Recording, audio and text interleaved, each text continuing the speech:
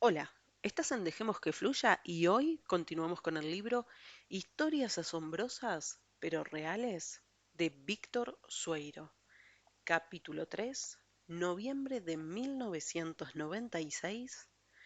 Esas cosas que pasan.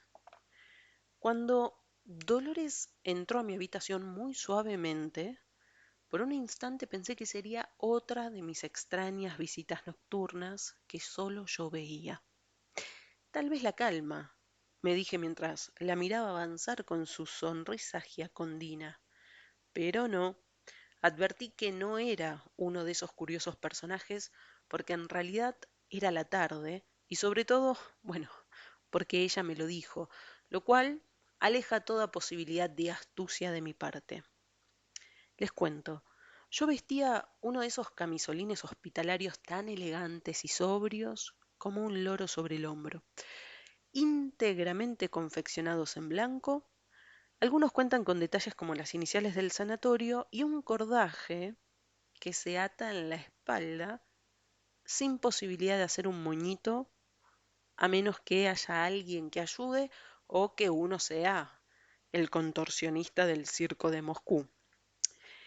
Resulta que esta delicada prenda, adecuada para toda hora, cubre la parte delantera y en algunos de sus modelos no llega a cerrar por completo en la trasera, razón por la cual uno debe estar siempre de frente, pues de lo contrario, bueno, mostrará su culo al aire a las desprevenidas visitas.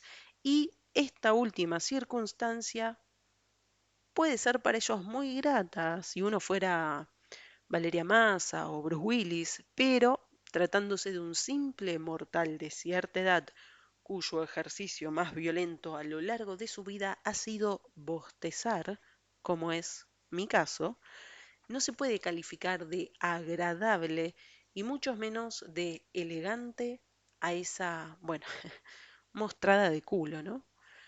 Otros modelos prêt-à-porter vienen con aberturas en los costados, desde el hombro hasta la rodilla.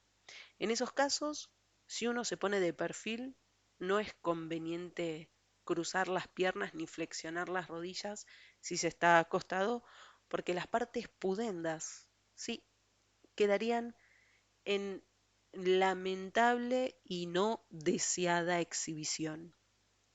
Claro que al fin de cuentas uno no se interna para andar cruzándose de piernas ni dándole la espalda a las visitas, así que lo único aceptable es lo que yo hice.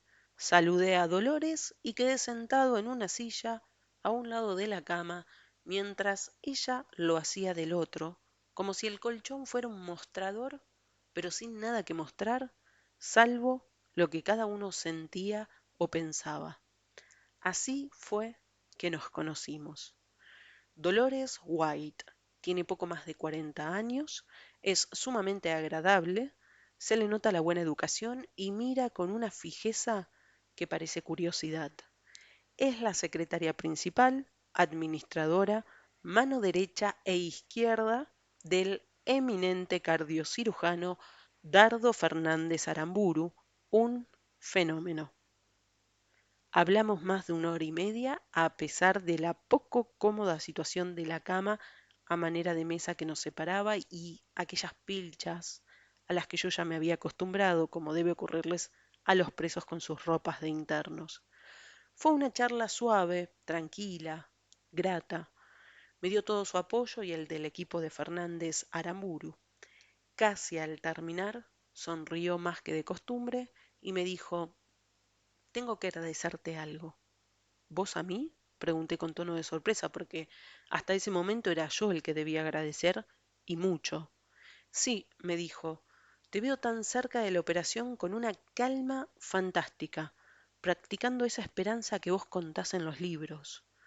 Esta tarde hablamos aquí de la ciencia y de la fe, de la lucha por la vida, pero también de la entrega a la voluntad de Dios, de tu certeza en la vida eterna que te da esa paz.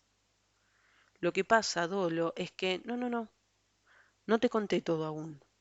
Cuando venía hacia aquí pensaba en que tal vez fuera a encontrarme con un hombre temeroso, con miedo por lo que iba a ocurrir, lleno de dudas en una reacción que es muy común y completamente humana y natural, pero que no quería ver en vos. Yo no quería ver eso en vos. Te cuento, yo perdí un hijo adolescente y tus libros me apoyaron mucho. Estuve en una charla que diste para un grupo de padres y madres que perdimos algún hijo y me ayudó. También me ayudó oírte hablar con tanta seguridad.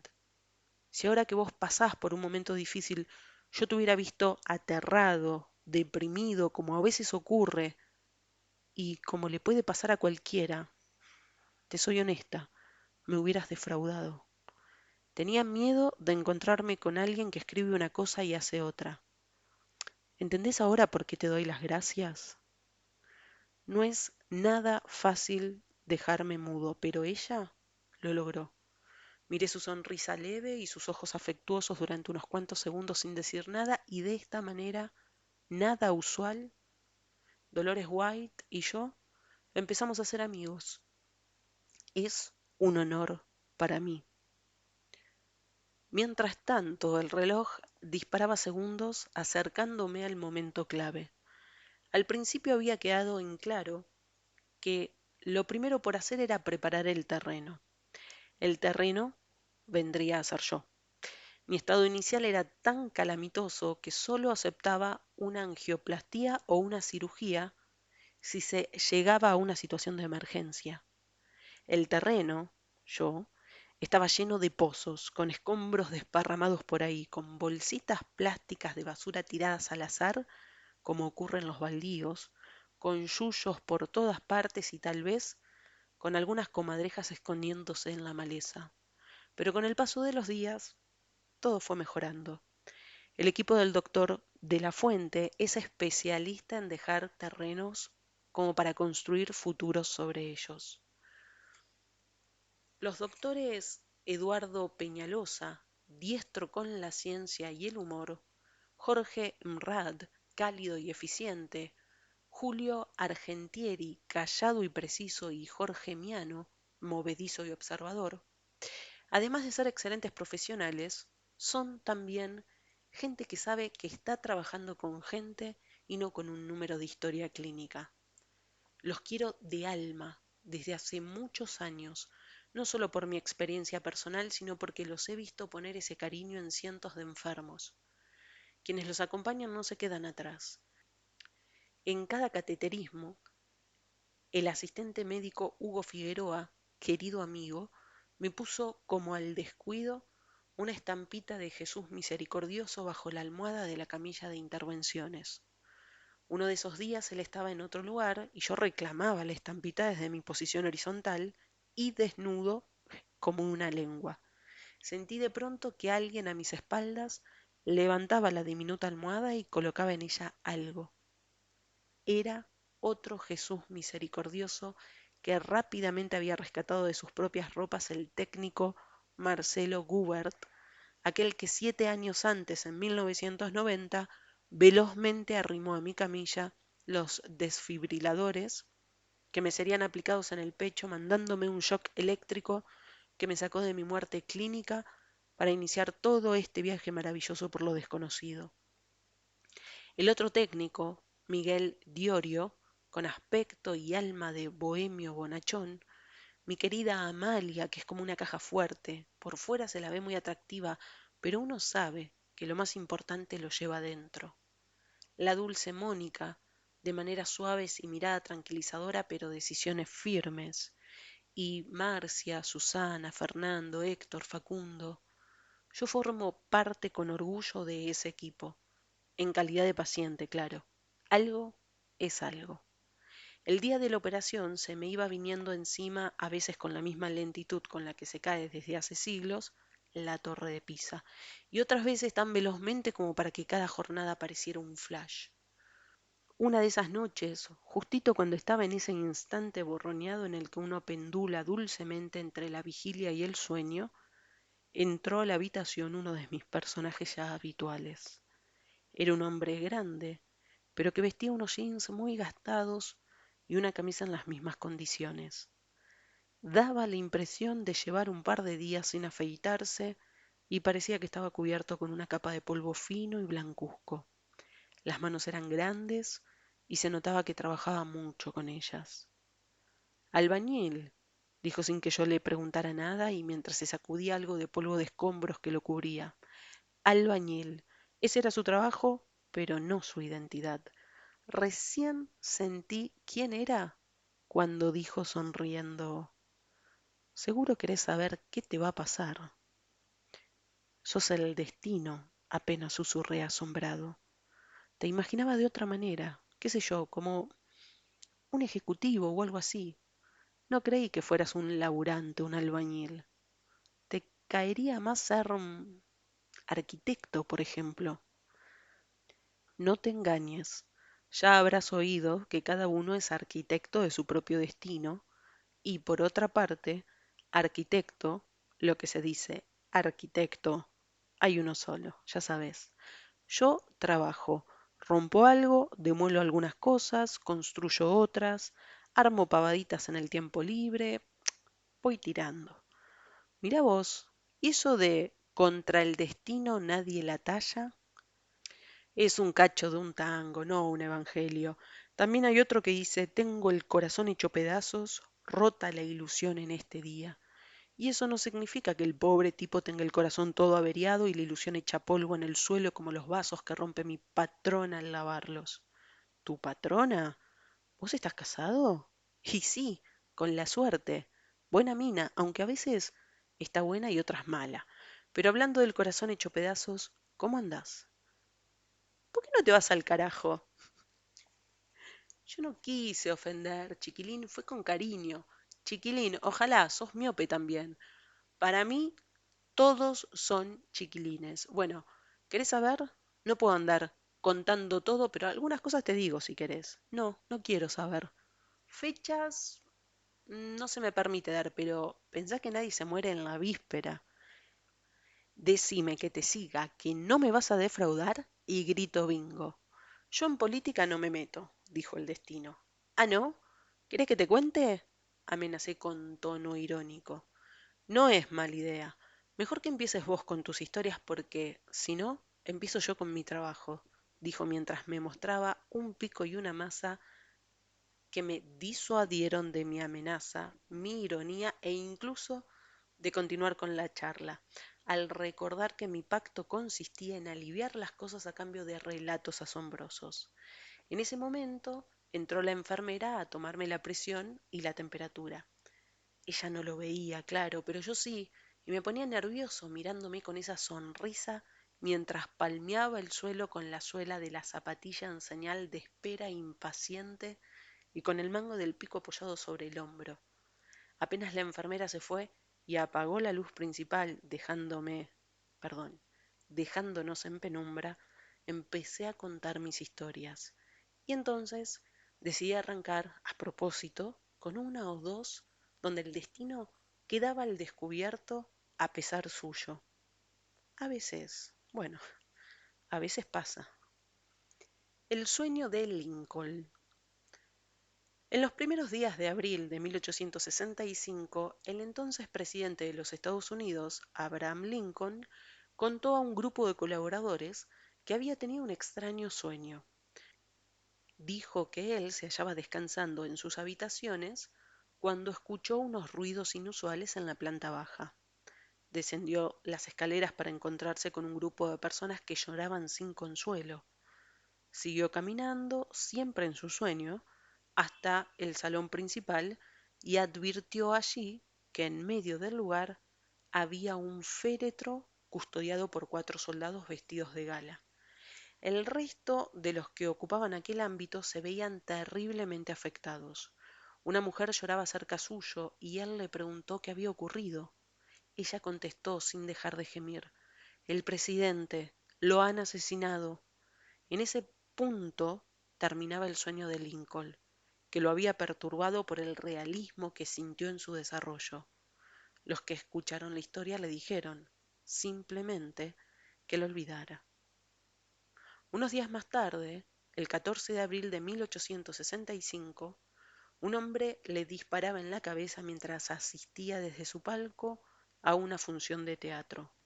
murió a las 7:22 de la mañana siguiente.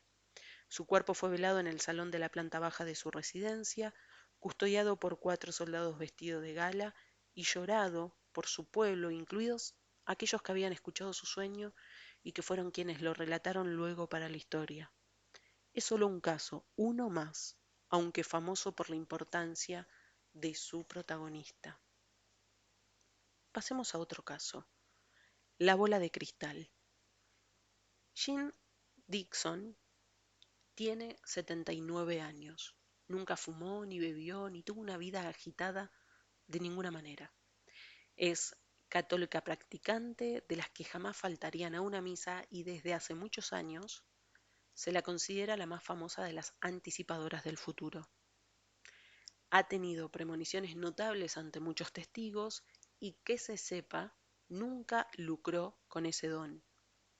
No lo necesitaba. Su esposo es un multimillonario empresario en bienes raíces de California. En abril de 1963, Jean Dixon estaba tomando el té con unas amigas cuando de pronto dejó la taza a mitad de camino y con el semblante súbitamente pálido dijo con voz temblorosa: «Lo van a matar». Sus amigas la miraron con lógica intriga y alguien le preguntó a quién se refería. «Al presidente. Van a matar al presidente Kennedy». La mujer intentó por todos los medios hacer llegar su premonición a la Casa Blanca, donde no le dieron ninguna importancia. 11 años atrás, en 1952, había tenido otra evidencia en la cual aseguró que en 1960 un demócrata católico de ojos claros llegaría a la presidencia, pero que sería asesinado. En la mañana del 22 de noviembre de 1963, dijo de pronto a su familia: «El día es hoy. Hoy matarán al presidente». Pocas horas después el mundo se enteraba de la mala nueva que ella conocía desde hacía una década. Jean Dixon tuvo evidencias desde la edad de 9 años y predijo infinidad de hechos que conmovieron al mundo. Desde joven era ya famosa, especialmente entre la gente del mundo del espectáculo, que, tal vez por tutearse con las artes, algo tan misterioso, siempre están más dispuestas a admitir lo extraordinario. En una ocasión, la famosa actriz Carole Lombard, casada con el célebre galán Clark Gable, la consultó sobre su futuro, como hacían muchos notables de la época. Jean Dixon le dijo, agitada, que no viajara en avión en los siguientes 2 meses. La bella Carol contestó que eso no sería posible, ya que en una semana más debía iniciar una gira impostergable. La Dixon insistió y la actriz le propuso una suerte de juego con el destino. Lanzaría una moneda al aire y si salía seca, aceptaría la predicción y no viajaría. Tiró la moneda y salió cara. ¿Lo ves? El destino me apoya, dijo la Lombard. Pocos días después, el 19 de enero de 1942, la actriz moría en un accidente de aviación. Su último film, aún sin estrenar al producirse su deceso, fue To Be or Not to Be, ser o no ser. Curiosa afirmación, dadas las circunstancias. El último día de mayo de 1968, Jean Dixon daba una de sus charlas ante una considerable cantidad de público reunido en el salón principal del Hotel Ambassador de Los Ángeles. Alguien le preguntó si creía que el senador Robert Kennedy llegaría a ser presidente en las cercanas elecciones. La señora Dixon contaría luego que en ese momento sintió como un gran telón negro que caía sobre todos y sin siquiera saber muy bien qué estaba diciendo respondió: «No, no será presidente nunca. Una terrible tragedia se lo impedirá. Una terrible tragedia que ocurrirá aquí mismo». Luego se supo que no se refería solamente a la ciudad. El día 6 de junio de 1968, una semana después de la dura premonición, el senador Robert Francis Kennedy era asesinado a balazos en el mismo salón del mismo Hotel Ambassador donde su muerte fuera anunciada. Jean Dixon se hizo famosa al ser consultada por mucha gente, incluyendo de manera especial a los manejadores del poder, pero nadie es perfecto y mucho menos quien se mete con el futuro. En la década del 70, la mujer anticipó una tercera guerra mundial que se desarrollaría entre 1980 y 1999 y que destruiría el planeta. De ocurrir, es notable el atraso que lleva el destino, porque el desastre debió comenzar hace 17 años y gracias a Dios no fue así. Eso sí, a Jim Dixon nadie le quita lo bailado con lo de Carol Lombard, lo de los Kennedy y unos cuantos aciertos más que se han publicitado mucho en su ocasión. Ojalá se cumpla una de sus premoniciones más esperadas. En 1958 tuvo una visión en la cual infinidad de pequeñas esferas de color púrpura y dorado flotaban sobre una imponente catedral llenando todo de luz. Jean Dixon sintió que aquello ocurriría a fines de este siglo y que consistiría en una perfecta y ecuménica unión de la Iglesia Católica con las religiones más importantes. Déjame tu opinión en comentarios. Continuamos con el destino. Alabado por unos, maldecidos por otros, el destino parece pasar por las vidas de todos luciendo una sonrisa misteriosa, señalándonos nuestra fragilidad a cada paso. La vida rebosa de ejemplos y la historia. Mozart. Nadie puede dudar que Amadeus Mozart es uno de los más grandes músicos en la historia del mundo. Fue el mimado de las cortes en su época, pero el destino quiso que, al morir, su cuerpo fuera arrojado a una fosa común, ya que no había nadie que pudiera pagarle una propia. Derqui, más cerca en el tiempo y en la geografía, la familia de Santiago Derqui, que fuera presidente de los argentinos en 1860, debió recurrir a un préstamo para enterrarlo decentemente porque no tenía ni un centavo. Roulette, por su parte, un francés de apellido Roulette, que no inventó el juego de ruleta, porque este fue creado por un monje, curiosamente, sino que lo perfeccionó y estableció las reglas para que ahora lleve ese nombre en su homenaje, vendió la patente por unos pocos francos. Cuando comenzaron a instalarse los primeros casinos del mundo, donde era precisamente la ruleta una especie de vedette entre los juegos, el bueno de Roulette se frotó las manos con una sonrisa. ¿Cómo no iba a vencer a ese tapete y esa rueda si él había sido el inventor? Pero el pobre hombre perdió toda su fortuna luchando contra su engendro y se suicidó. Fue la primera víctima de lo que había bautizado, pero no la última. Dostoyevsky también tiene que ver con el juego y mucho el destino de una de las mayores plumas de la literatura universal.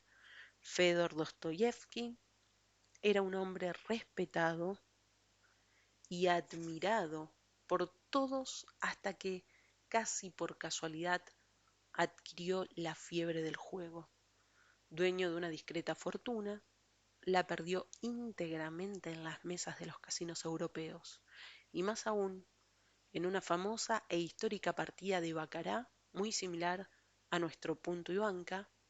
Dostoyevsky había perdido absolutamente todo lo material que poseía en esta tierra. Propuso al banquero jugarle el dinero que ganaría por los derechos de su próxima novela. El hombre aceptó, y Dostoyevsky perdió los derechos ya no de una, sino de 3 novelas que aún no había escrito. Una de ellas, donde describe como nadie la pasión por el azar, se llamó El jugador. Moriría también en la miseria, habitando un cuartucho miserable de un oscuro altillo, después de haber frecuentado los palacios más lujosos de su época, donde era recibido como un rey. Destinos. Nadie puede saber qué lo está esperando a la vuelta de cualquier esquina. Nadie. El poderoso puede transformarse en mendigo y el mendigo en poderoso. Se supone que somos los arquitectos de nuestro propio destino, pero a veces éste da una grotesca pirueta y en un segundo todo cambia. ¿Podía imaginar acaso el genial Astor Piazzolla que el último acto en pie de su vida sería aquel en el que se terminaba de vestir para asistir a misa en Notre Dame? ¿En qué cosas estaría pensando el inimitable Alberto Olmedo cuando, después de cenar en aquel restaurante de Mar del Plata, envolvió algunos trozos de lechón para llevarse a su departamento sin que se le cruzara por la cabeza que eran aquellas las últimas horas de su existencia? ¿Acaso se le podía ocurrir a Lady Diana que la puerta de aquel Mercedes 600 sería la última que cruzaría en su vida? En otro orden de cosas, ¿pensaron ustedes en el fin de notables hombres de nuestra historia que cada uno en su estilo dieron mucho por la patria? San Martín, nuestro máximo prócer, murió en la pobreza total en Boulogne-sur-Mer. Sarmiento en Paraguay, Rosas en Gran Bretaña, a la que había enfrentado. Mariano Moreno en alta mar, Jorge Luis Borges en Ginebra, Julio Cortázar en Francia, como si no hubieran querido entristecer a su tierra muriendo en ella, una tierra entrañable pero tan inesperada como para que Belgrano pronunciara al morir tres palabras que lo dicen todo. Ay, patria mía. Destinos, como el de Cristóbal Colón, que murió sin saber bien qué cosa había descubierto, o el de Van Gogh, que vivió preso de la desesperación y la locura, sin poder vender un cuadro para comprar comida, cuando hoy cada obra suya cuesta millones de dólares. O el de Juana de Arco, quemada en la hoguera, acusada del cargo de brujería y honrada como santa muchos años después. Yo sé que ahora estoy escribiendo y ustedes saben que están leyendo y en este caso escuchando, pero no sabemos qué sucederá dentro de un minuto, para bien o para mal. Tal vez eso le dé el verdadero y jugoso sabor a la vida que, más que ninguna otra cosa, es una verdadera historia asombrosa. La vida es un círculo. Hay historias que parecen un círculo perfecto, dibujado con un compás infalible. Luis XIV, el monarca mencionado en otra historia, fue coronado rey de Francia cuando apenas había cumplido los 5 años de edad. Por supuesto, quien gobernaba no era él, sino el cardenal Mazarino, un muy astuto e inteligente consejero real. El pueblo hablaba del rey calificándolo a menudo como de pequeño idiota, aunque, claro está, lo hacían en secreto, por las dudas. Luis XIV, mientras tanto, dedicaba todo su tiempo al jolgorio y los juegos de cualquier tipo. En realidad, para ser un rey, era algo bastante parecido a un pequeño idiota, pero un día del año 1661 muere Mazarino. Esa mañana, un alto funcionario de la corte pidió ver al rey y ya frente a él le preguntó a quién había que pedir instrucciones desde ese momento.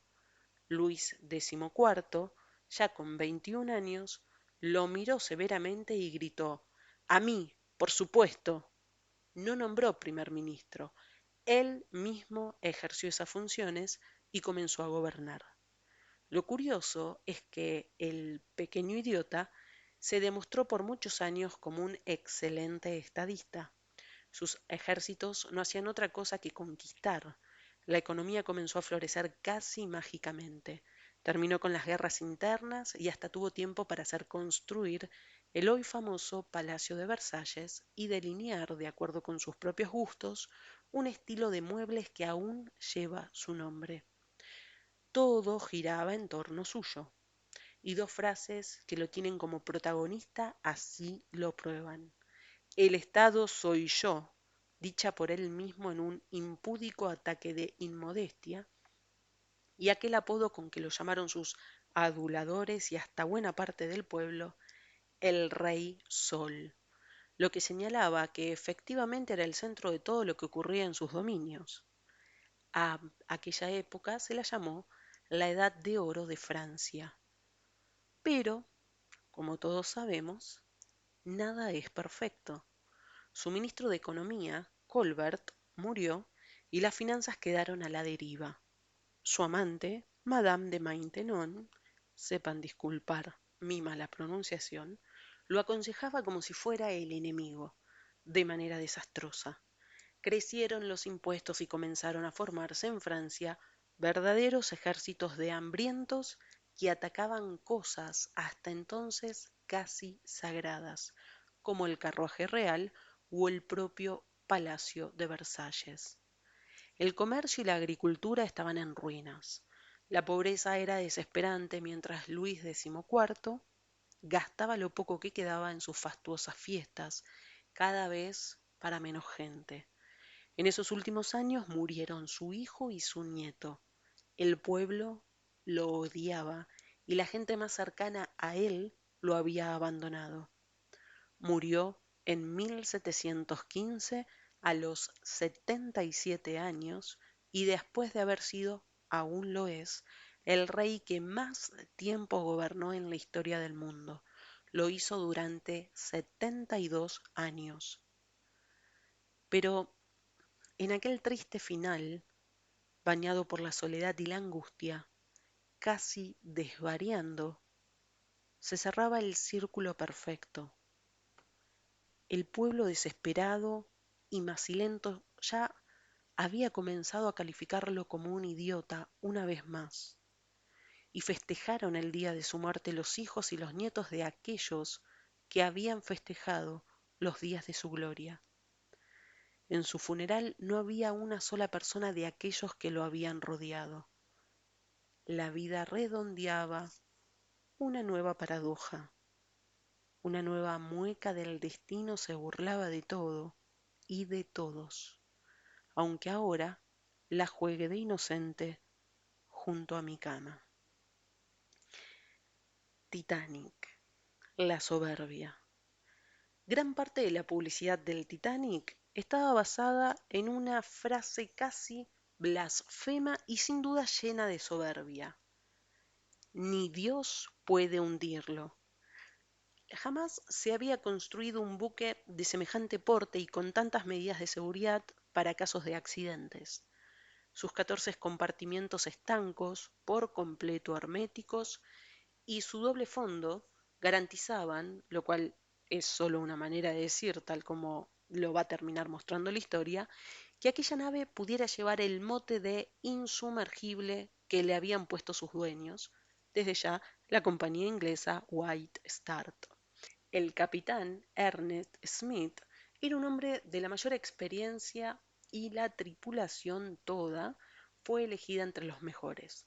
Tenían todo a favor, pero comenzaron a darse una cantidad de hechos que llevaron al desastre. Es posible que allí hayan trabajado juntos la chica del pelo suelto, la casualidad, y el duro trabajador de jeans gastados, el destino. Lo que parece seguro es que, si uno analiza ciertos detalles de lo ocurrido, casi no quedan dudas de que los del Titanic pagaron carísima su soberbia. Veamos. A las 21:40 del 14 de abril de 1912, el Mesaba, un buque que navegaba por la zona, envió al Titanic un aviso de hielos flotantes. Este mensaje no llegó nunca al puente de mando porque se consideró que esas cosas no afectarían a semejante nave. Por lo tanto, siguieron navegando a 22 nudos, casi a toda máquina.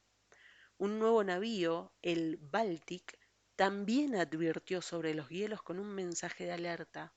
George Ismay, director ejecutivo de la White Star, se ufanaba mostrando el telegrama aún a los pasajeros, diciendo que lo bueno de estar a bordo de algo como aquello hacía que no den importancia a esos detalles. Todos reían felices y seguían brindando. A las 23:40 se produce el choque, que abre todo un costado del buque a lo largo de 100 metros. Pero el capitán Smith ni siquiera se inquieta. Nada de avisos al pasaje, ni estado general de alerta máxima, ni cambios en la alegre rutina. Aquel barco era insumergible, según todos aseguraban.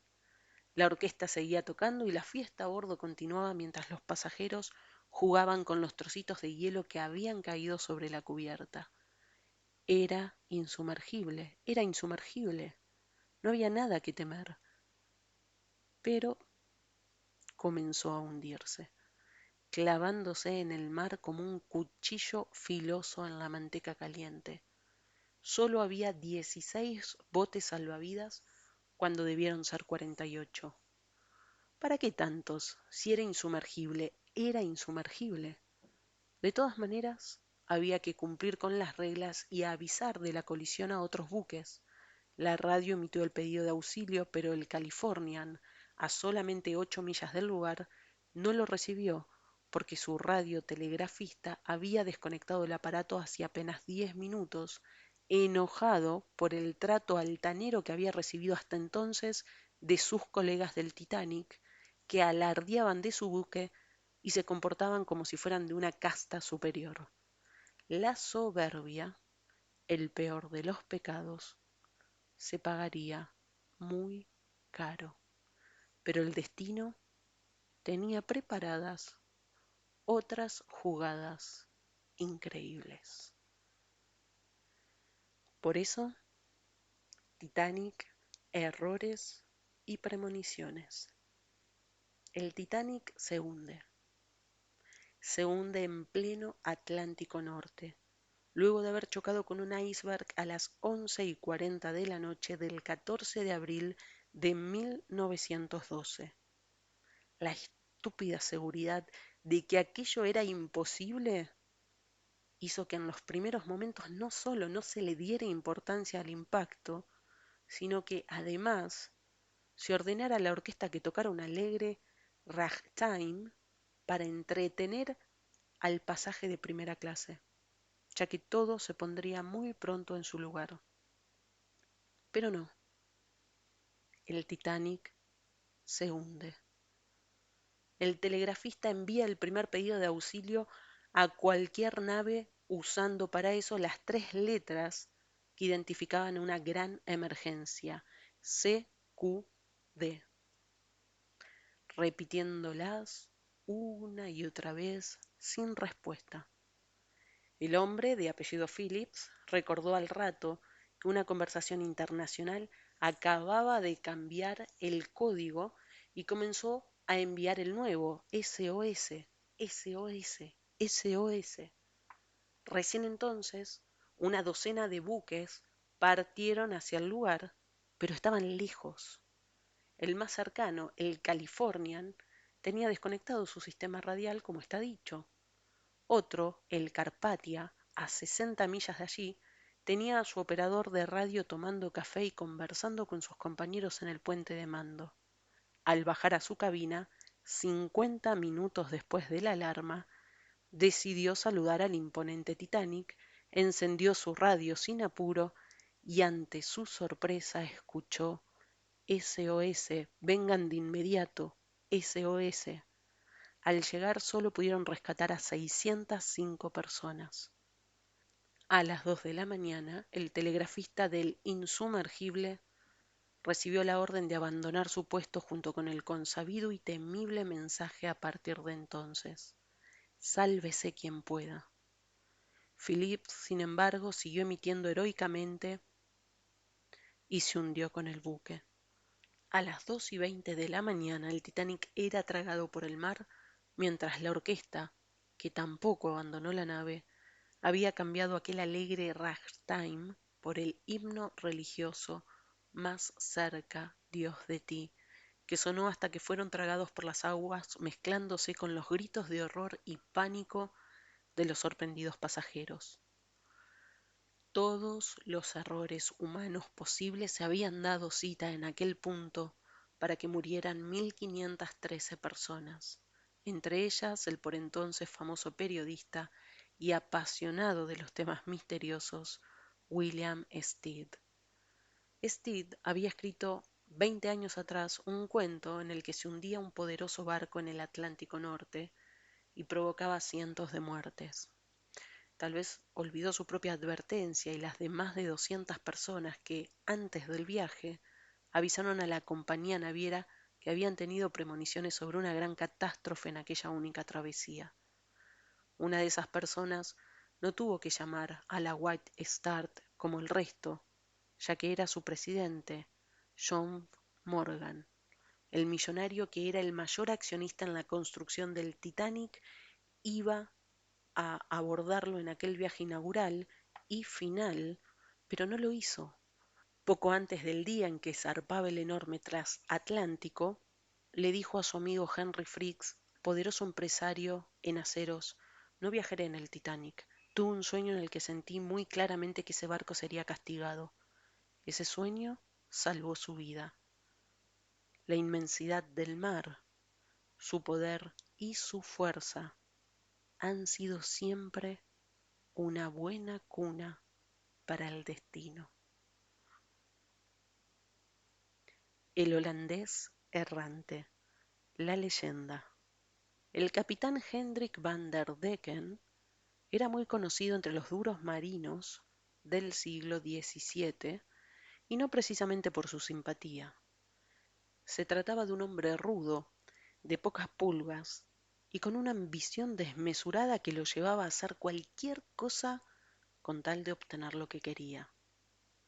Van der Decken partió un día desde el puerto de Ámsterdam con rumbo a las Indias Orientales, con la intención de buscar allí fortuna fácil sin que lo detuviera nada ni nadie. Cuando el buque se hallaba en las cercanías del Cabo de Buena Esperanza, estalló una feroz tormenta que parecía no terminar nunca. Durante varios días el barco se vio sacudido en forma permanente.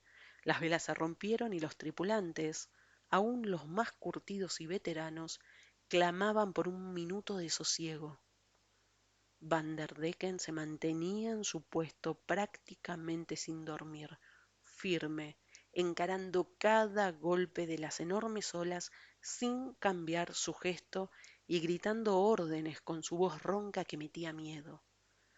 Lo único que le importaba era salir de aquello para alcanzar su puerto de destino, donde se suponía lo esperaban grandes posibilidades de riqueza rápida, que era a la sazón lo único que le importaba en su vida.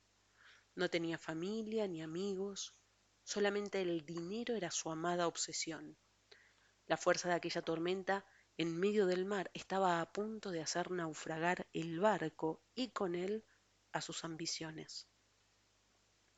A partir de este punto entra en escena lo que es una mezcla de leyenda y tradición. Se dice que fue entonces cuando al capitán se le presentó el diablo y le dijo que si se creía tan poderoso, desafiara al mismo Dios enfilando la nave hacia el centro del vendaval.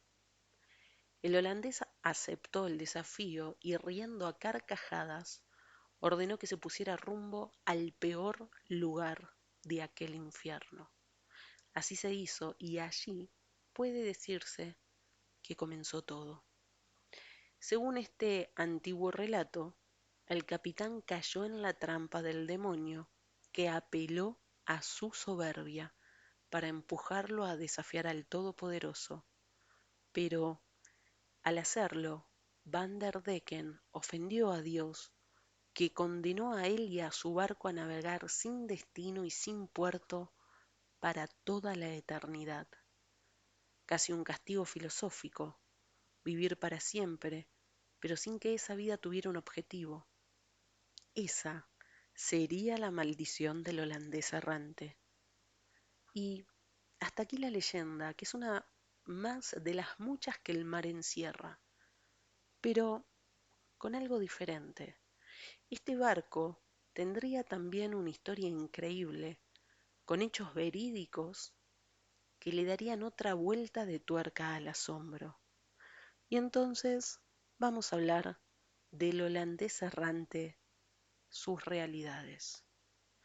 La historia del inescrupuloso capitán Van der Decken, que suena a fantasía de leyenda, pareció tener visos de realidad en muchas ocasiones. Gran cantidad de marinos denunciaron durante años haber visto al holandés errante navegando al garete. Al principio nadie se tomaba la cosa en serio, pero aquellos navegantes que eran de distintos países, culturas y caracteres tenían en común el miedo cuando contaban lo visto. Algunos de esos testimonios eran de un origen irreprochable. Es el caso de quien luego sería el rey Jorge I de Inglaterra, siendo el príncipe Jorge, a la edad de 16 años, el 11 de julio de 1881, navegaba como cadete de la Marina Real en el buque Inconstant. Anotó en su cuaderno de bitácora y luego lo refirmó ya en tierra que ese día vio al holandés errante a unos 150 metros de su propia nave.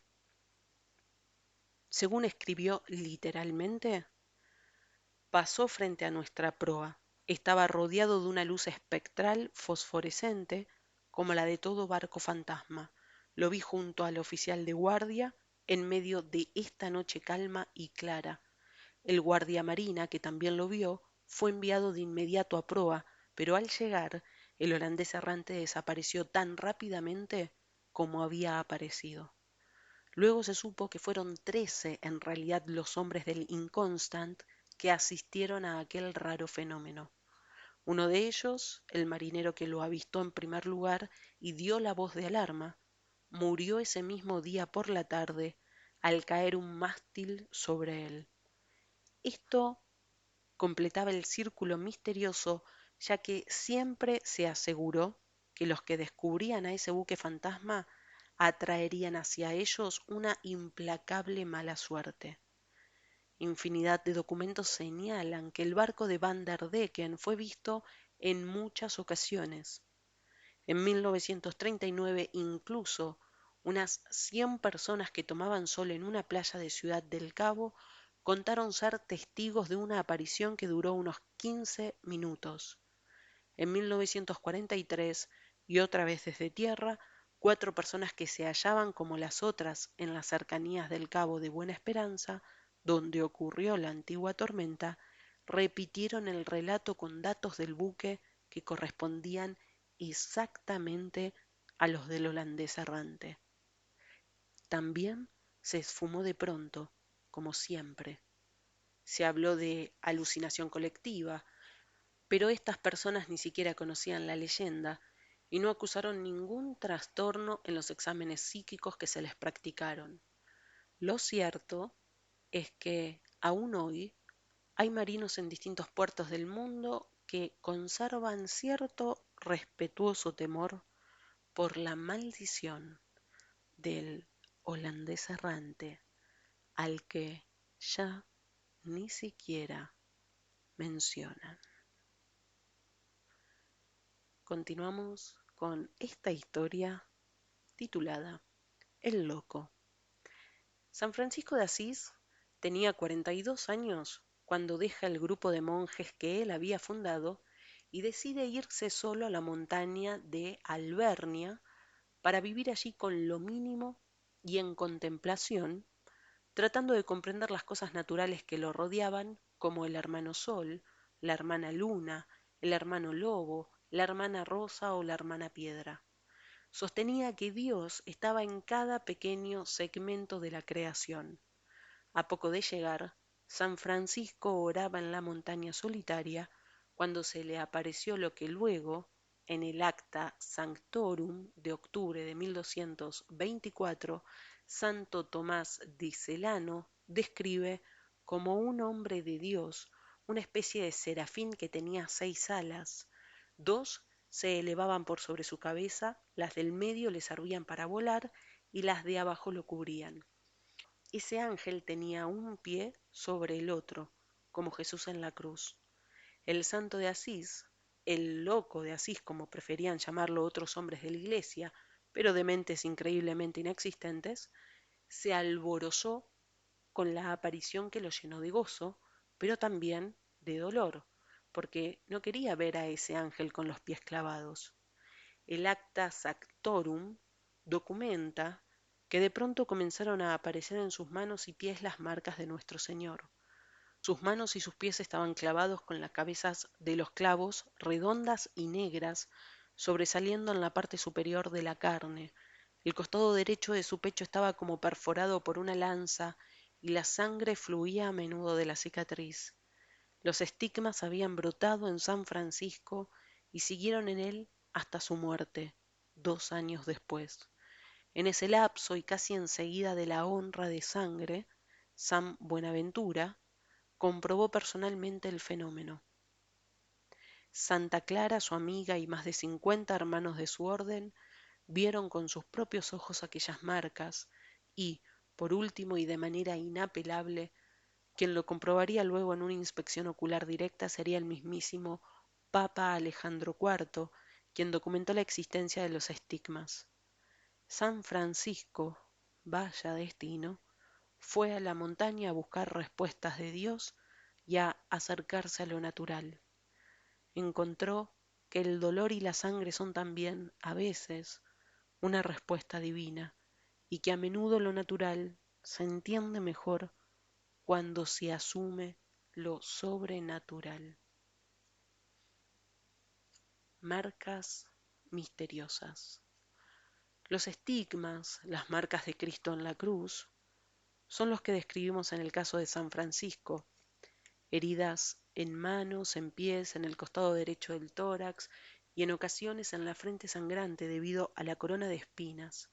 A lo largo de la historia hubo otros casos, y los que se hicieron públicos oficialmente desde un punto de vista religioso fueron previamente investigados por profesionales médicos de cada época. Hay que tener en cuenta que hay ocasiones en las que este tipo de heridas pueden ser producto de trastornos de piel, de circulación, de tipo nervioso y de tipo psicológico. En las de orden sobrenatural, que la Iglesia no solamente avala, sino que celebra, se destacan entre otras las de Santa Verónica Giuliani, que recibió los estigmas en 1697 y los reprodujo durante 30 años. Los médicos intentaron detener aquello y, seguramente con cierto escepticismo, encerraron sus manos en guantes sellados por ellos mismos para luego comprobar que los estigmas volvían y su escepticismo se iba. Otro caso oficial es en 1745 el de Santa María Francisca de las 5 Llagas, cuya particularidad en el caso de las heridas de manos y pies era que podía verse a través de ellas, ya que sólo una leve membrana las cubría. Algo similar había ocurrido unos 2 siglos antes con Placidea Grogi, cuyas heridas traspasaban de tal forma sus manos y pies que solían comprobar el fenómeno atravesándolas con un pequeño bastón sin que la mujer sintiera dolor alguno. Este último fue el caso de una persona piadosa, de mucha fe, pero sin las condiciones de santidad. En la misma situación se ubica a Domenica Lazzari, quien entre 1830 y 1840 recibió los estigmas y fue centro de una gran polémica aun cuando se comprobó fehacientemente el fenómeno. Ocurría que eran los principios del racionalismo científico cuando la moda era descreer de todo lo que no fuera materia pura. Así y todo, el profesor Ernest de Moy de la Universidad de Múnich investigó y avaló lo sucedido a Domenica Lazzari. Otro caso de una mujer sumamente piadosa fue el de Teresa Miolis, a quien en 1855 se le presentaron los estigmas que incluyeron las heridas y sangrado de su frente, hecho comprobado y aceptado por un médico de apellido Reverdit, tal como figura en el documento oficial. Más cerca en el tiempo, tanto como para que estén con vida cientos de personas que lo vieron con sus propios ojos, incluyendo al Papa Juan Pablo II, el sacerdote Francesco Forgione, más conocido popularmente como el Padre Pío o el Padre Pío de Pietrelcina, llevó con él los estigmas desde 1918 a lo largo de 50 años. Hay fotografías en las que se lo ve sonriente con vendas sangrantes en ambas manos. La Iglesia no hace comentario alguno de manera oficial sobre la vidente de San Nicolás, Gladys Mota, y es razonable. Una cosa es la devoción a la Virgen y otra es cargar las tintas con una persona de carne y hueso que debió soportar, por ejemplo, que cierta gente llegara a meterse en la cocina de su casa para arrancarle algunos cabellos como talismán o vaya a saber uno como qué. El fanatismo es pésimo en cualquier creencia. Lo cierto es que todos aquellos que recibieron los estigmas, pocos a lo largo de la historia, no eligieron esa circunstancia. Generalmente abrazaron la fe con mucha fuerza y es muy difícil saber con certeza, fuera de las especulaciones religiosas, por qué Dios decidió que ellos fueran un símbolo de la fe con sus propios cuerpos. ¿Por qué fueron los elegidos para llevar y mostrar las marcas del destino? Julio Verne, el hombre del destino. El 8 de febrero de 1828 nace en Francia uno de los hombres más visionarios de la historia del mundo, tanto que, aún hoy, nos seguimos preguntando qué fuerzas poderosas e inexplicables podían existir en él como para transformarse en un hombre misterio, un misterio que tal vez no sea nunca develado. Cuando tenía tan solo 11 años de edad se embarcó en una goleta que partía al Pacífico nada más para traer un collar de coral que le había prometido a su prima Caroline. Su padre lo hizo desembarcar apenas minutos antes de que la nave zarpara, pero esa anécdota pinta su carácter y marcaría su futuro. Se llamó Julio Verne y nadie como él escribió en tono de ficción hechos, objetos y hasta personajes que se darían mucho después en la realidad. En su siglo XIX y a través de una de sus 80 novelas, llamada Los 500 millones de la Begum, Verne contaba, como si nada, la aparición de un personaje con todas las características que luego mostraría Adolfo Hitler y desgranaba en aquella ficción una guerra mundial con la cual nadie podía siquiera soñar entonces. En su famoso libro 5 semanas en globo, el autor afirma que la fuente del río Nilo estaban en el lago Victoria. Por aquellas épocas, la región no había sido aún explorada y no se contaba con un solo mapa que mostrara ese hecho, el que años más tarde se demostraría como absolutamente real.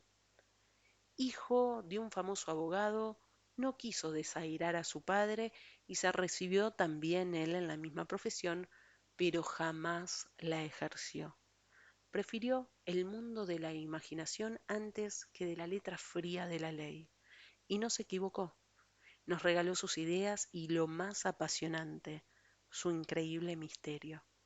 Sus colegas contemporáneos parecían no poder soportar su éxito y la cantidad de obras que lanzaba al mercado de manera incesante. lo acusaron de tener un equipo de 50 personas que escribían para él, que luego firmaba los libros con su nombre. Por supuesto, era una total infamia, y hoy ni siquiera se recuerda el nombre de los acusadores. Lo que sí se recuerda, y para siempre, es el asombroso poder, tal vez un toque de su ángel, que le permitía vaticinar con tanta naturalidad lo que luego llegaría de la mano del futuro. Nunca manejó otra herramienta que no fuera la pluma con la que escribía. Hasta es muy posible que jamás haya usado un martillo, un cincel, una tenaza, una escuadra, un compás. Pero en sus escritos, Julio Verne inventaba cosas que eran por completo sorprendentes para su época, recordemos, el siglo XIX, pero que luego verían la luz a lo largo de la historia del mundo como realidades que hoy tomamos como comunes. En sus obras de ficción, ubíquense unos 150 años atrás.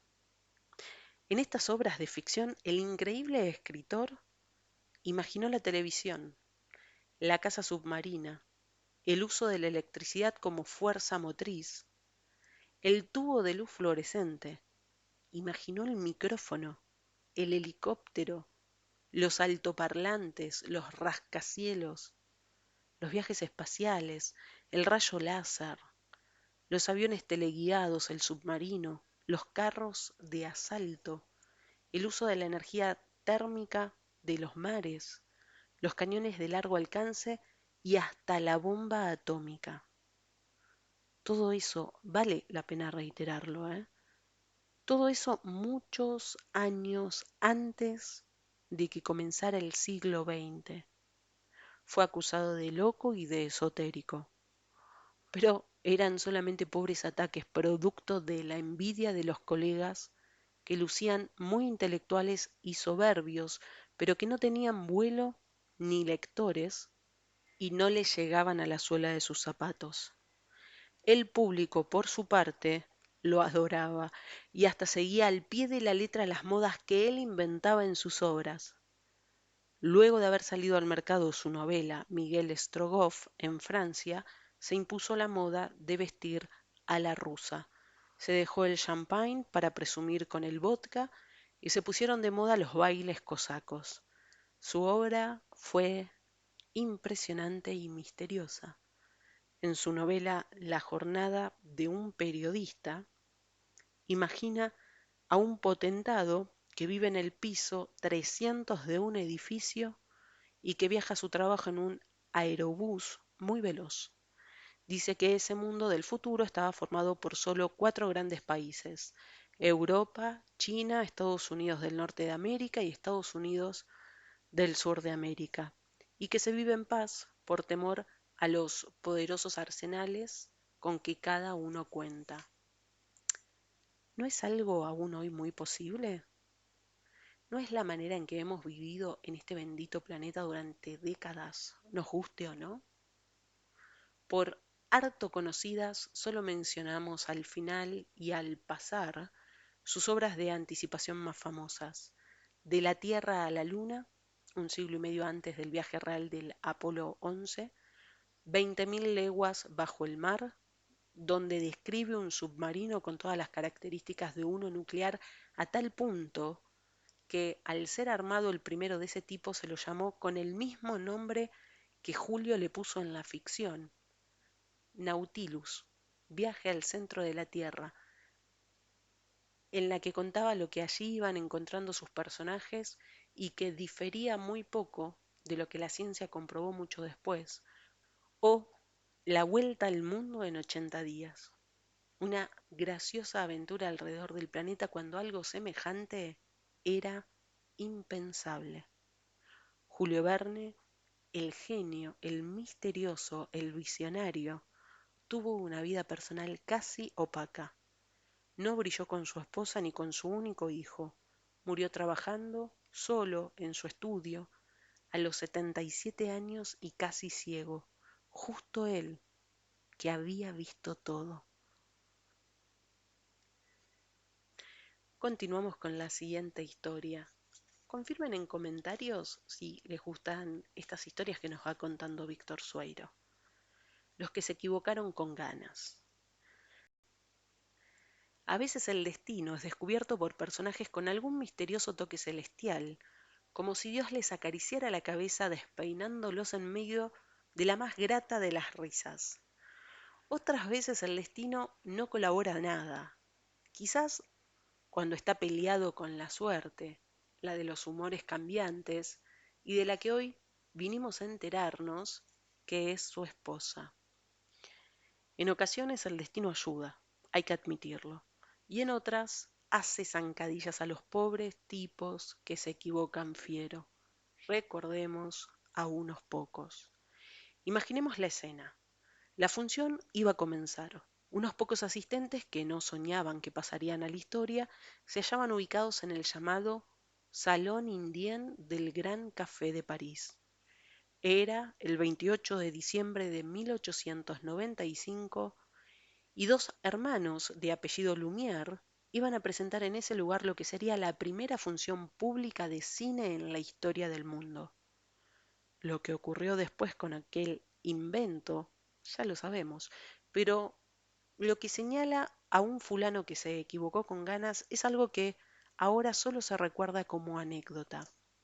El dueño del Gran Café era un italiano de apellido Volpini, al que los Lumière le ofrecieron asociarlo a esa nueva idea con un porcentaje de las ganancias a cambio de que les cediera el pequeño salón Indien que había sido hasta poco tiempo atrás el ámbito donde se jugaba al billar. Volpini no aceptó, dijo que esa cosa, refiriéndose a lo que después sería el cine, no podía tener futuro y exigió los 30 francos de alquiler que le fueron pagados religiosamente. Lo que se dice un visionario, el buen Volpini, pero bueno, hubo otros como él también.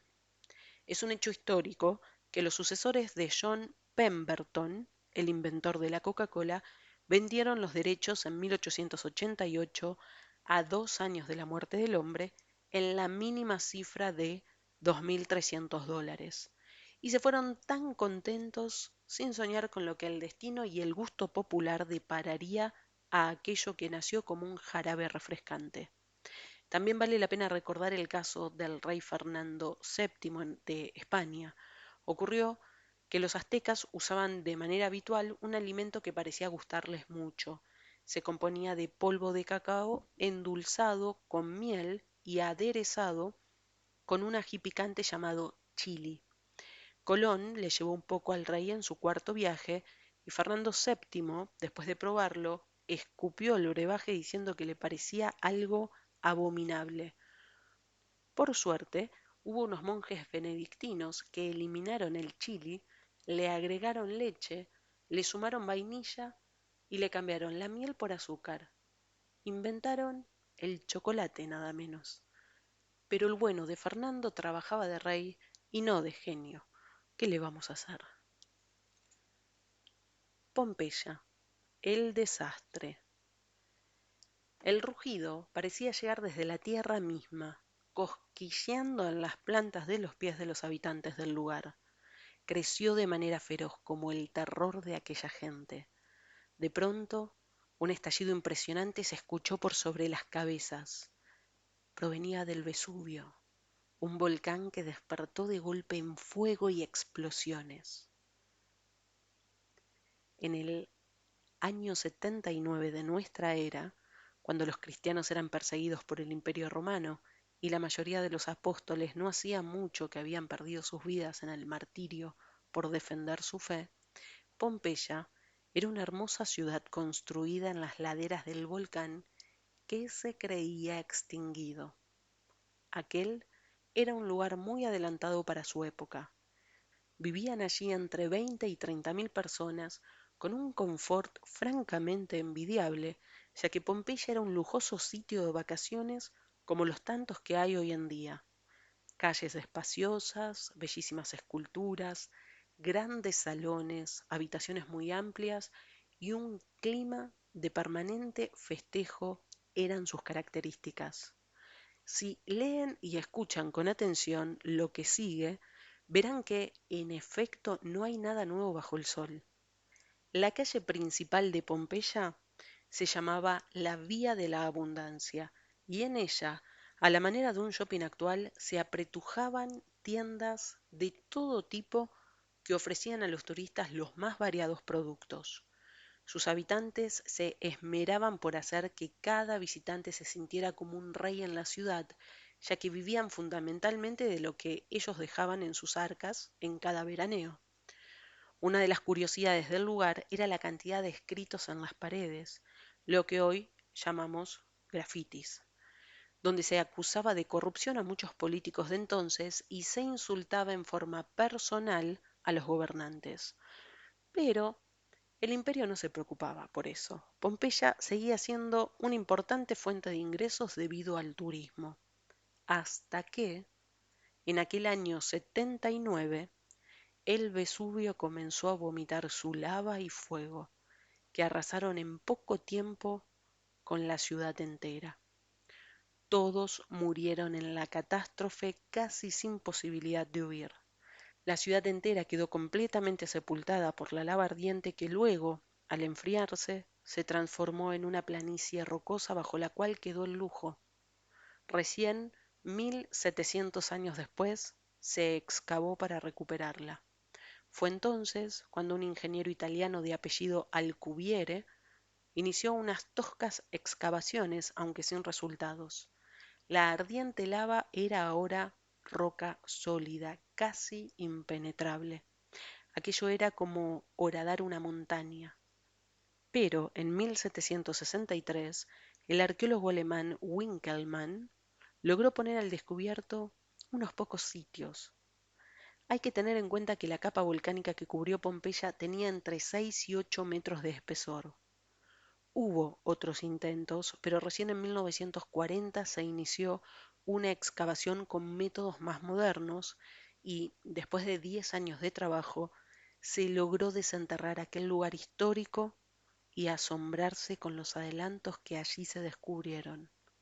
Las calles, por ejemplo, tenían desniveles de rocas que iban de lado a lado para evitar que los carros pasaran demasiado velozmente con peligro para los turistas.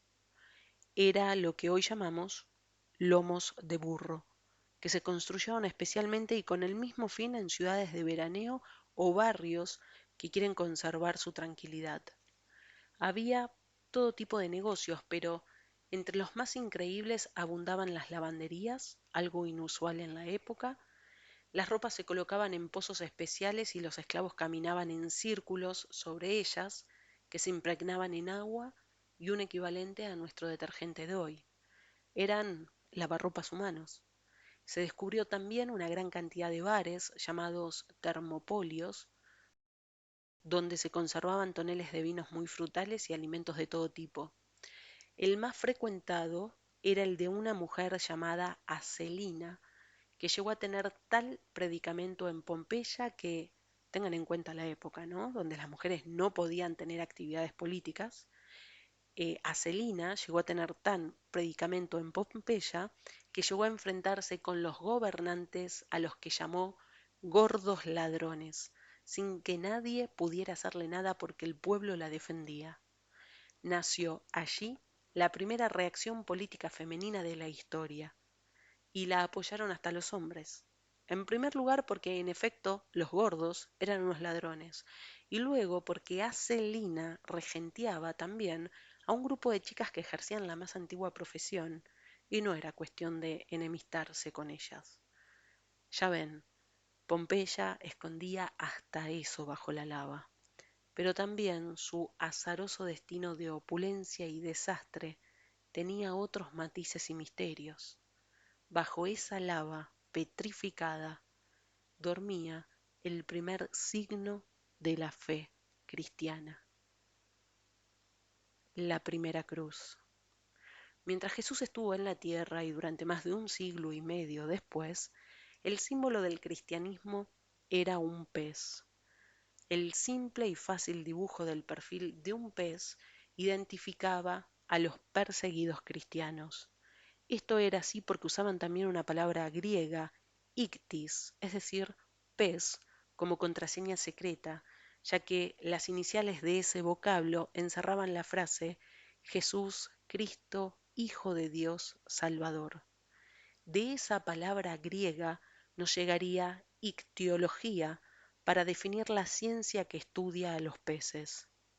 Al morir nuestro Señor en la cruz, se mantuvo al pez como símbolo, pero en el siglo II algunos comenzaron a dibujar o a construir cruces en reverente memoria y homenaje a Cristo y su sacrificio. La primera que se conoce data de antes del año 79 de nuestra era y se descubre mucho después.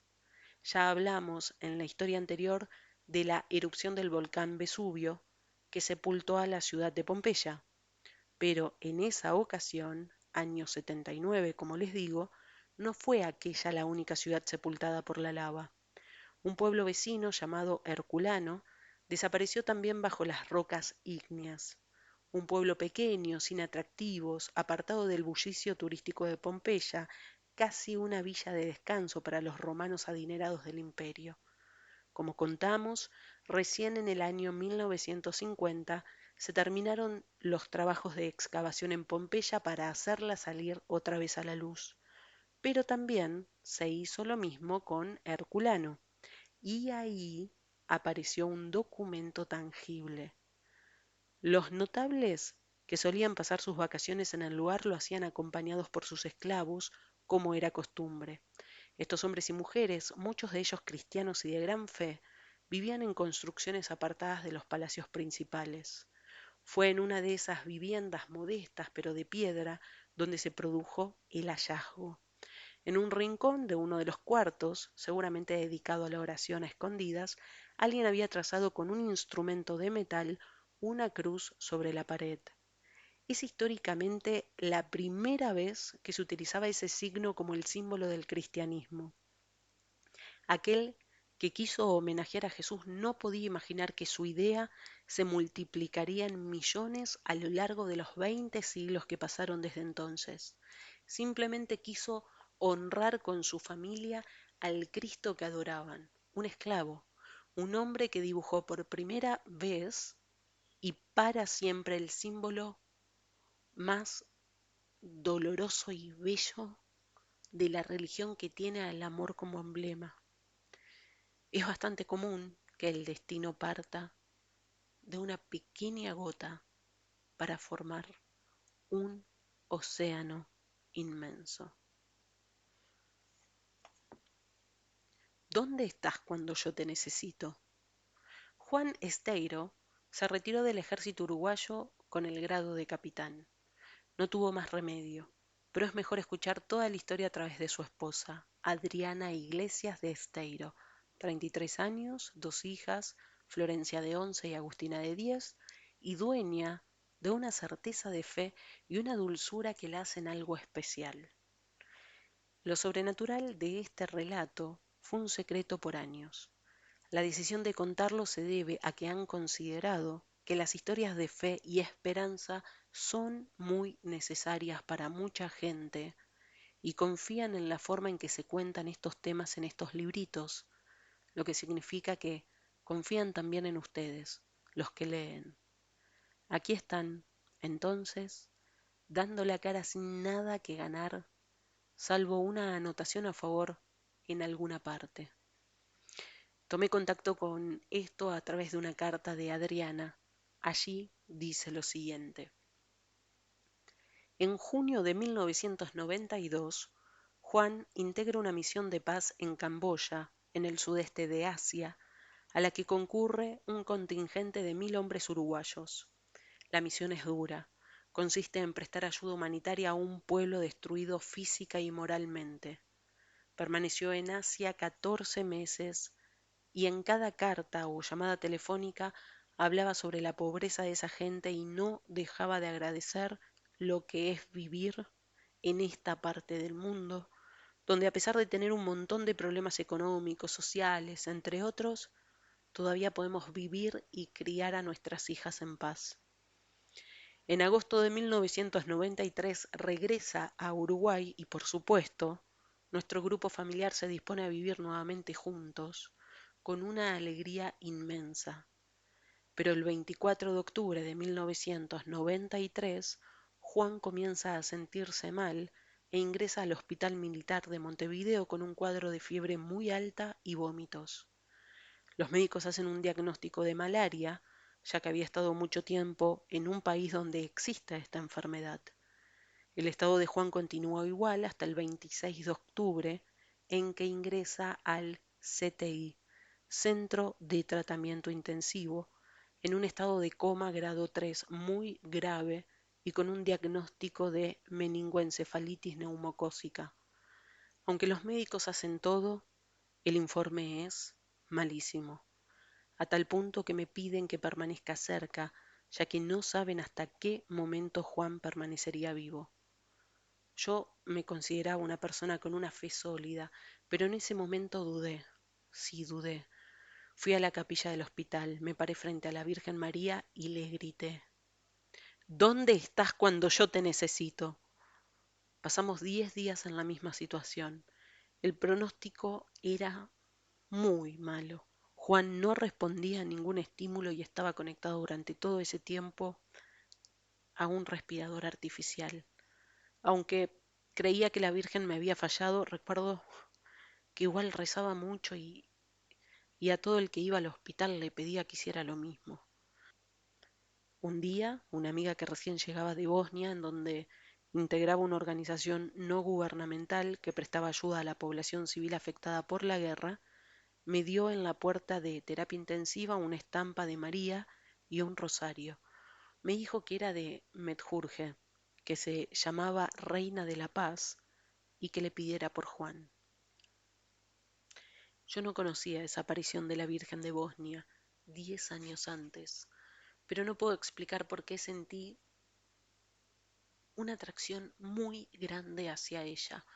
Había momentos en que cuando le hablaba a la Virgen, a la imagen de María, me sentía apartada del mundo. Creo que también estaba pasando por una situación límite y que cuando llegamos a ese punto somos capaces de mover montañas. A pesar de la situación tan crítica, Juan reacciona muy lentamente y el 20 de diciembre es dado de alta, pero quedó una secuela, sordera total de ambos oídos. Yo no perdí la fe y ahora le rogaba a María que me mostrara el camino para emprender esta nueva vida en la que debía ayudar a mi esposo con todas mis fuerzas. Pasó el tiempo y María no nos abandonó. Juan se recuperó mucho. Quedan algunas secuelas y la más difícil de llevar es la sordera, pero mi familia está entera y mis hijas tienen a su papá. En septiembre de 1994, a Juan le hicieron un implante coclear como un oído electrónico en el Hospital Británico de Buenos Aires y el resultado fue bueno, ya que le permite oír del oído derecho. Esta es la parte que todo el mundo conoce, pero hay algo que Juan me dijo solamente a mí y que ahora quisiéramos compartir con ustedes. Después de haber pasado la parte más difícil de la rehabilitación, y cuando él recuperó la estabilidad y la memoria, me contó que en algún momento se vio a sí mismo en un camino con árboles a los costados y que en el fondo veía una luz muy blanca e intensa, pero que no le dañaba la vista. Viajaba hacia esa luz muy rápido, como suspendido en el aire. No sentía ansiedad, ni miedo, ni preocupación, sino que sentía mucha tranquilidad, como si supiera íntimamente que nada malo le pasaría. Ese viaje terminó cuando regresó a su sala de terapia intensiva. Sintió que alguien lo llevaba de la mano derecha y que mientras volvía a su cama le acariciaba esa misma mano.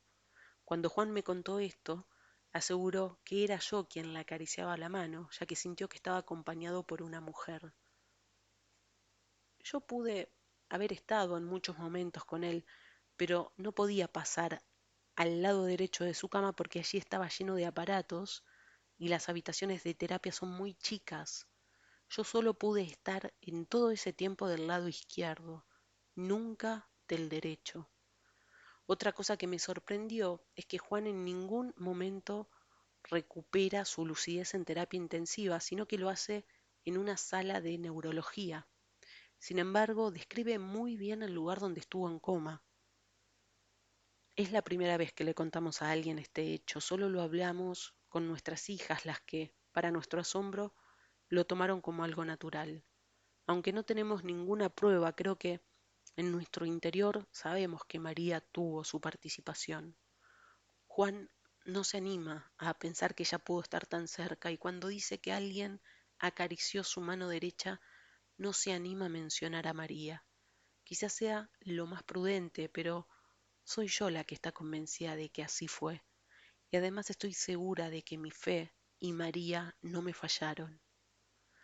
A fines de octubre de 1997 llamé a Adriana a Piriápolis, Uruguay, donde ellos viven. La recuperación de Juan continúa lenta pero firme.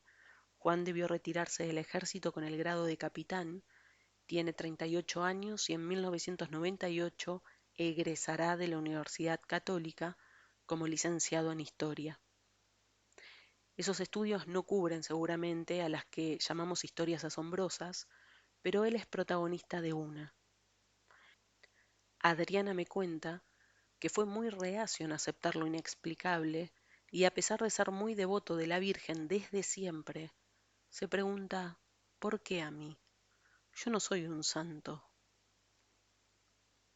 Tal vez por esa humildad que hay detrás de tu pregunta, Juan. Además, si la madre se ocupara solamente de los santos, poco trabajo tendría. Adriana recuerda también cuántas veces, muchas, le dijeron que lo de Juan era cuestión de horas, que se moriría, que era perder el tiempo intentar salvarlo. Hoy sabe que no es así y quiere que lo sepan ustedes también. Eso se llama esperanza y es bueno darla a los demás. En el momento más crítico del coma de Juan, Adriana le gritó a la imagen de la Virgen, ¿dónde estás cuando yo te necesito? No la juzgue nadie, solo quienes pasamos por situaciones muy duras sabemos lo que nos cruza el alma en uno y otro sentido. Lo importante es que un par de años más tarde, en octubre de 1996, hubo una operación a su hija Florencia sumada a problemas económicos, pero todo salió bien. Adriana por esos días caminaba por una calle céntrica de Montevideo pensando en eso cuando vio en un kiosco, en la portada de la revista argentina Conozca Más, la imagen de la Reina de la Paz, Nuestra Señora de Medjurje. Sonrió para sí y lo que dijo esta vez fue, siempre estás cuando yo te necesito. Vamos a terminar este capítulo con estas últimas dos historias, lo que pudo cambiar la historia. Los hombres, aún los más prominentes y decisivos para la historia del mundo, no son más que eso, hombres, y como tales sufren a veces de enfermedades que cambiaron o pudieron cambiar el rumbo de la historia universal. Madame Pompadour, favorita de Luis XV, era una mujer muy bella e inteligente. En sus memorias cuenta que siendo muy joven, una adivina le tiró las cartas y le anunció que sería amante del rey, cosa que se cumplió al pie de la letra, pero que superó lo imaginado. El rey de Francia escuchaba atentamente sus consejos políticos, buenos o malos, y a menudo actuaba en consecuencia. Estuvo a punto de casarse con ella, pero cuando la Pompadour tenía apenas 28 años, fue atacada por la tuberculosis en una época donde la cura no era fácil y el contagio sí. Los médicos le prohibieron a Luis XV todo contacto con la joven y allí cambió la historia de Francia y del mundo, ya que el monarca sintió más desapego que nunca por gobernar. No confiaba en nadie más para que le tirara algún consejito y metiera a su país en una crisis terrible que hizo que después de su muerte desencadenara la llamada Revolución Francesa, que costó la vida de su sucesor, Luis XVI, y de miles de compatriotas, y de paso que le diera un vuelco total a la historia del planeta, todo por la tuberculosis de una señora. Otro caso notable, pero ligado a las artes, es el de Beethoven, quien estaba ya bosquejando lo que se sabía sería su obra más grandiosa, la Décima Sinfonía, cuando fue atacado por una cirrosis hepática que no le permitió continuarla. Quedó postrado hasta 1827, año en que murió, y nos dejó sin lo que parecía ser lo mejor de su obra, lo que no es poco decir. A veces hasta la paz mundial puede verse en peligro por una enfermedad. En 1919, el presidente de los Estados Unidos, Wilson, llegó a París para celebrar el fin de la Primera Guerra y proponer la formación de la Liga de las Naciones. Si bien lo esperaban con ansias, todo se frustró por el tono apocalíptico y el humor terrible de Wilson en sus discursos. La Liga debió esperar para concretarse. Wilson sufría, en aquel momento, terribles problemas intestinales y renales al punto de orinar sangre. Debió volver a su país, sufrió un ataque neurológico que lo dejó paralítico y prácticamente le hizo perder la razón. También los Estados Unidos estuvieron a punto de enloquecer con un presidente al que su esposa le daba un papel con el nombre del senador que lo entrevistaba, ya que él no podía recordarlo con sus lagunas mentales. No fue reelecto, pobre. Otro caso, el líder soviético Lenin murió a los 54 años de edad. Los médicos que le practicaron la autopsia revelaron que presentaba un cuadro arteriosclerótico muy grave en su cerebro, lo que lo reblandecía y le impidió en sus últimos meses, en estado casi vegetal, dirimir las diferencias entre Trotsky y Stalin, que también hubieran cambiado la historia del mundo. Y así, en muchos casos más, cuando se trata de los poderosos, desde un simple resfrío hasta un mal terminal, pueden ponernos a todos al borde del cielo o del infierno. Ejemplos sobran. La fragilidad de los poderosos. El primer día de la batalla de Waterloo, el médico de Napoleón había logrado calmar los espantosos dolores que le provocaban sus inseparables hemorroides. Usando láudano y otras hierbas, lo puso más o menos en forma. Por eso aquel primer día en Waterloo fueron las fuerzas del Gran Corso las que parecieron vencer una vez más. Pero el general inglés Wellington, su enemigo, tenía a las hemorroides de Napoleón como sus mejores aliadas. Al segundo día de batalla, Bonaparte no podía ni siquiera caminar y mucho menos montar a caballo. La abundante hemorragia y por sobre todo el impresionante dolor no lo dejaban siquiera pensar. A pesar de todo, intentó ponerse al frente, montó su caballo y aguantó un par de horas hasta que el dolor lo desmayó. Cayó de su cabalgadura y con él caían su invicto como general y su propio imperio. Todo por una enfermedad de porquería ubicada en un lugar definitivamente sórdido. También se afirma que nada menos que uno de los mayores genios de la historia, Miguel Ángel Buonarroti, tuvo influencias de su enfermedad. En este caso eran problemas hormonales y se dice que su inclinación por cuerpos perfectos como los que esculpió y pintó eran como un desahogo para él. En ese caso, por suerte para la humanidad. A Lenin lo anuló su enfermedad, pero a Stalin no le fue mejor. Ya al frente de la por entonces poderosa Unión Soviética y habiendo desatado una ola de terror que incluyó hasta a sus viejos y cercanos amigos, se advirtió en él una creciente paranoia. Creía que todos complotaban en su contra, aunque a veces, así era, su reacción fue feroz. Se aislaba y firmaba una tras otra las condenas de muerte. Ocurría, se supo luego, que la arteriosclerosis había avanzado en su cerebro a tal punto que se lo nublaba. Esto llegó a amenazar la paz del mundo. En febrero de 1945 se reunieron en Yalta los líderes aliados para decidir la estrategia de lo que ya se sabía sería el próximo final de la guerra y el destino de Hitler. Uno de esos hombres, Stalin, no estaba en su mejor momento físico, pero aún no había sido atacado con total ferocidad por la arteriosclerosis cómo ocurriría luego. Otro, Winston Churchill, venía de haber sufrido su tercer infarto, a pesar de lo cual aún continuaba sosteniendo entre los dientes su cigarro que ya parecía una continuación de su propio cuerpo.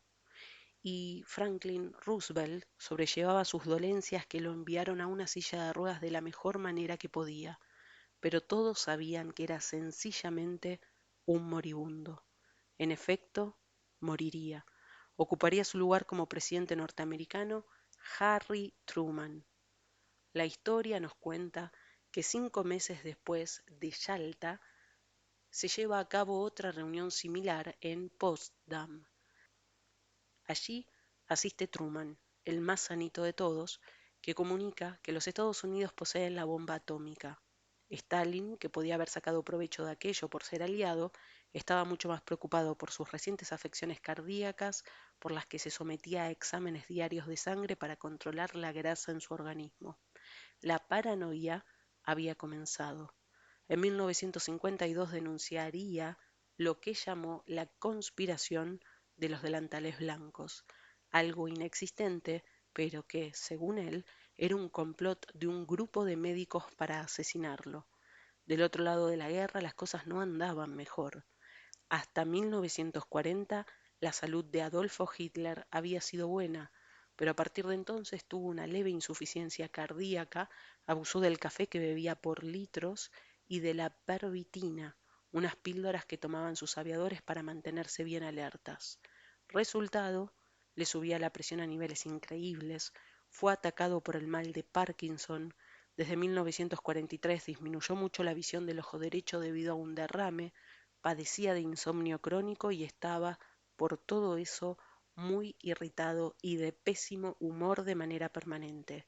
Sus decisiones comenzaron a ser ya no erradas, sino francamente estúpidas, y todo se desmoronó para él. La pregunta del millón es, ¿habría cambiado la historia si Hitler hubiera sido un hombre sano? ¿Y si él o Stalin hubieran muerto al nacer? ¿Si Eva Perón hubiera vivido mucho más de los 33 años? ¿Si el mismo Juan Perón hubiera muerto de un ataque cardíaco al fin de su primera presidencia? ¿Quién puede saberlo?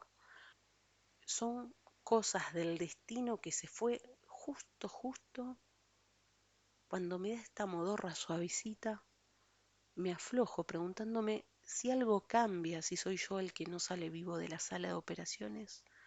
Y me contesto que no, salvo para los míos, lo cual, más que deprimirme, en el fondo me tranquiliza bastante.